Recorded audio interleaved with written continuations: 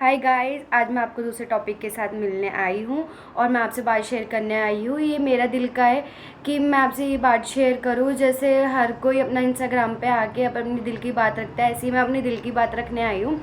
मैं ये बोलने आई हूँ कि हम बहुत मंदिर जाते हैं, हम हर जगह जाते हैं जहाँ पे टेम्पल्स होते हैं, मंदिर होते हैं, अलग अलग जगह होती है। कभी कहीं पे जागरण हो रहा होता है, कीर्तन हो रहा होता है। तो मैं उसमें एक चीज़ नोटिस करती हूँ कि ना लेडीज़ के अंदर ना बहुत जल्दी माता रानी आ जाती है। क्यों आती है? हम इतने प्योर फॉर्म में हम इतने प्योर फॉर्म हैं, हमारे अंदर इतनी प्योरिटी है कि माता रानी आएगी। वो हमारी माँ है और कोई माँ अपने बच्चों को दर्द देना चाहेगी उनके अंदर आके? मुझे ऐसा फील नहीं होता कि वो किसी को भी दर्द देना चाहेंगी। और मतलब मैं इंस्टाग्राम पे भी इतना देखती हूँ। और मैंने ना संत बाबा जो होते हैं, मैंने उनका भी सुना है कि वो बोलते हैं कि ना माता रानी आ ही नहीं सकती किसी की बॉडी में। एक्चुअली मैं आपको ना अपना एक्सपीरियंस बताती हूँ एक छोटा सा। हम प्रेमानंद जी से मिलने गए थे। कल वाले व्लॉग में भी मैंने ये टॉपिक पे बात किया था कि हम प्रेमानंद जी से मिलने गए थे और हमारे रोंगटे खड़े हो गए थे वहाँ पे जब हम उनसे मिले थे। मेरी बहन का ये फेस शिवर हो रहा था। तो कुछ तो है उनके अंदर, वो पॉजिटिव बहुत है। मतलब ऐसा लगता है कि हम साफ साफ भगवान जी से मिल रहे हैं। तो उन्होंने भी कितनी कठोर तपस्या करी है बचपन से लेके। जब वो 11 साल के थे, जब वो निकल गए थे, तो उन्होंने कितनी कठोर तपस्या करी है। अब जाके वो सबके सामने आए हैं, उन्होंने बात रखी है, वो इतनी अच्छी अच्छी बातें करते हैं। वो ऐसा कुछ नहीं बोलते हैं कि तुम ये पूजा करो तो ये हो जाएगा, ऐसे करो तो वैसे हो जाएगा। वो बस ये बोलते हैं कि नाम जाप करो, आपका सब कुछ क्लियर हो जाएगा, सब कुछ अच्छा होगा, पॉजिटिव माइंड होगा, आपका सब कुछ होगा, हाँ ना। तो अब जाके उनमें से भगवान जैसा हमें झलकने लगा है कि हाँ, वो भगवान जी का रूप लगते हैं कि पूरा का पूरा उन्होंने इतनी तपस्या करी तब जाके ये सब कुछ हुआ।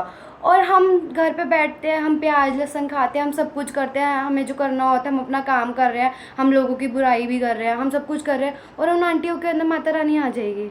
हाउ इट इज़ पॉसिबल यार? मुझे ये वाली बात है ना, थोड़ी सी समझ नहीं आती है कि ऐसे नहीं आ सकती। हमें प्रेमानंद जी को देख के हमारे ऐसे रोंगटे खड़े हो गए, हम मेरी बहन का फेस शिवर करने लग गया। तो फिर हम नॉर्म माता रानी देखते हैं जैसे हम कीर्तन में किसी में देखते हैं, लेकिन हमें ऐसा शिवरिंग फील नहीं होता।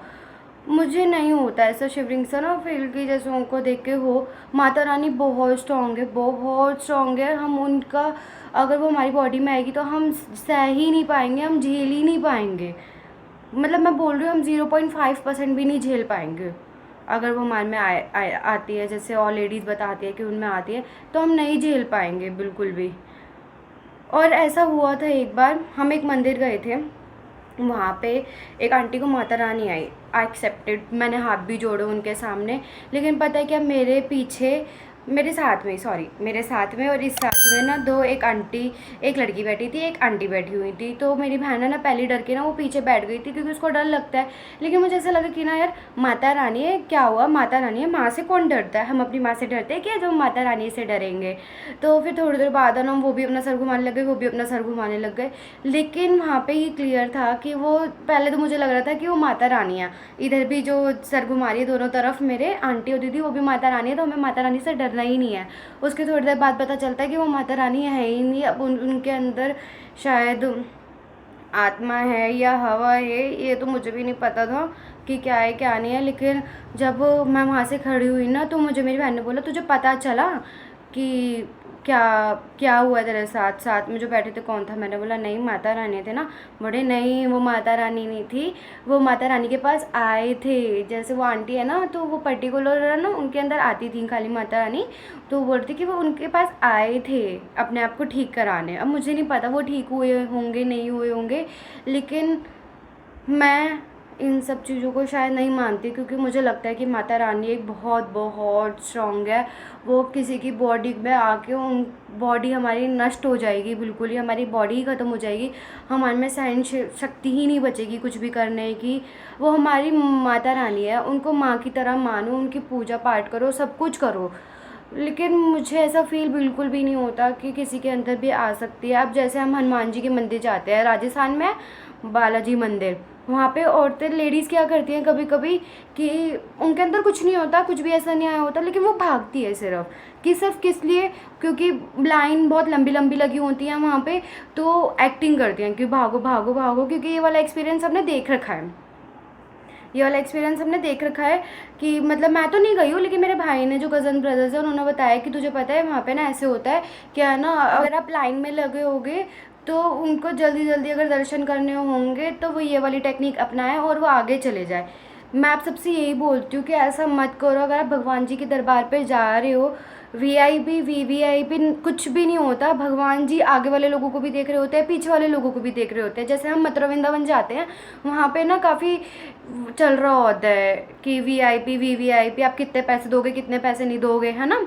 ऐसा मेरी बहन ने भी पूछा था कि हमें वो करना है, क्या बोलते हैं, दर्शन करना है तो हमें कितना लगेगा। उन्होंने सबके ना अलग अलग पर्ची बना के दे दी थी कि आपको ऐसे करना है तो आपके इतने लगेंगे, आपको इतना करना है तो आपके ये लगेंगे। और मैंने थोड़े टाइम पहले भी इंस्टाग्राम पे वीडियो देखी थी, उसमें ना लाइन लगी हुई थी, एक साइड लाइन लगी हुई थी, एक साइड से ना लड़का जा रहा था, वो कह रहा ये होते हैं वीवीआईपी दर्शन, 15,000 पे दो और सीधा अंदर जाओ।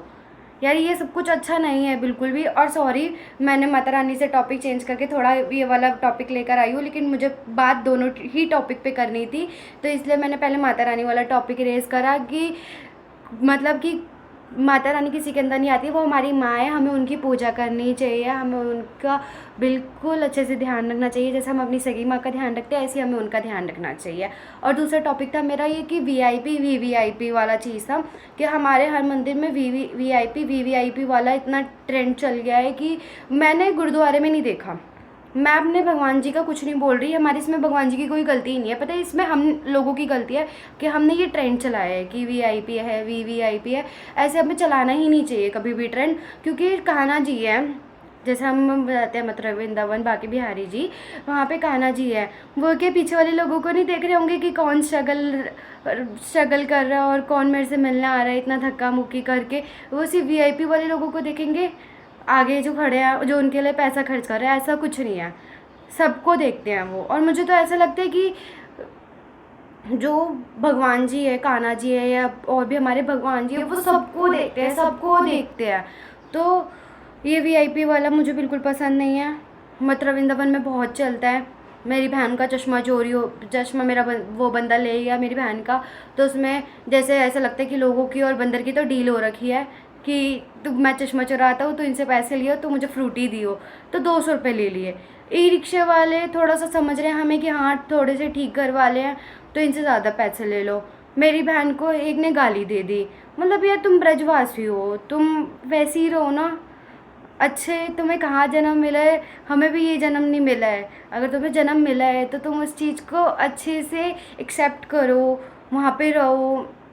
मतलब मैं बता रही हूँ, अब मेरा समझना मतलब कि मैं सब लोगों को ऐसा नहीं बोलूँगी कि सब लोग बुरे होते हैं, आधे से ज़्यादा वहाँ पे अच्छे भी हैं, बहुत अच्छे भी हैं। लेकिन जो मेरी बहन को गाली दी थी ना, वो मुझे बिल्कुल भी पसंद नहीं आई थी। थोड़ा सा मैं उदास हो गई थी उस टाइम से कि एक तो कान्हा जी हम आपसे मिलने आए और आपने अपने नगरी के भारी आपने हमें गाली दिलवा दी। लेकिन उनकी गलती थोड़ी है उसमें, तो वो तो लोगों की गलती है ना वहाँ पे कि उन्होंने ऐसे कर रखा है। बस मुझे इतना ही बोलना था कि वीवीआईपी ऐसा कुछ सोचा मत करो।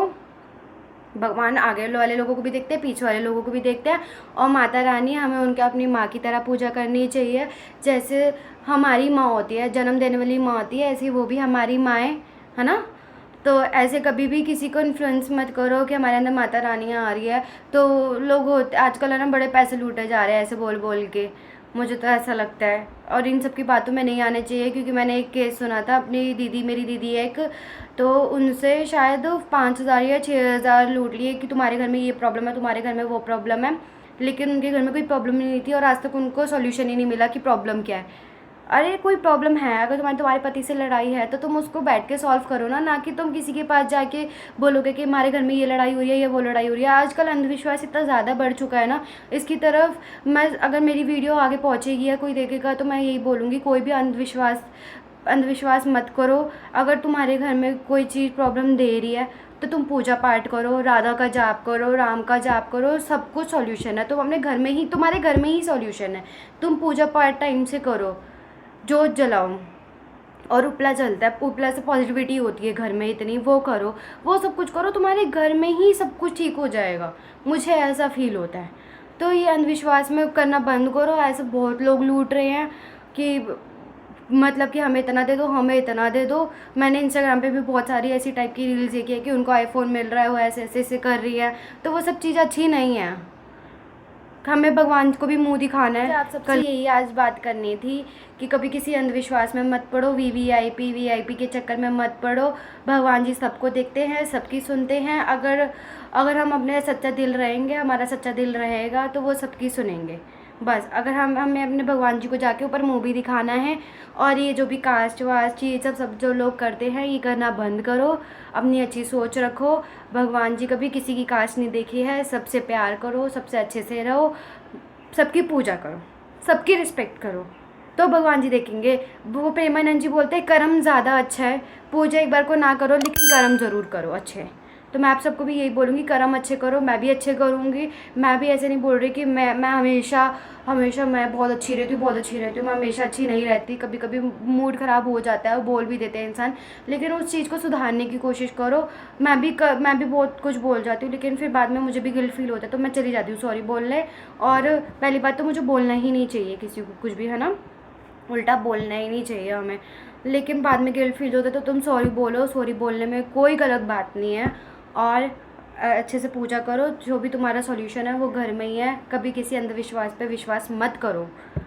बहुत लूट रहे हैं आजकल लोग ऐसे। बस मुझे आज की वीडियो में इतनी बात करनी थी। एक्चुअली मुझे सुबह बिल्ली काट गई थी ना, तो फिर उसके बाद मैं सो गई थी इंजेक्शन ला के। तो फिर मेरे पास ऐसा कोई टॉपिक था नहीं, तो फिर ये वाला टॉपिक पे भी मेरा बनाने का मन था, तो मैंने आपसे ये वाली बात आज अपनी दिल की बात रखी है। और मैं आगे भी आपसे ऐसी ही दिल की बात रखती रहूँगी। और आपके पास भी कोई ना कोई टॉपिक रहेगा तो आप भी मुझे आगे यहाँ पर बताना।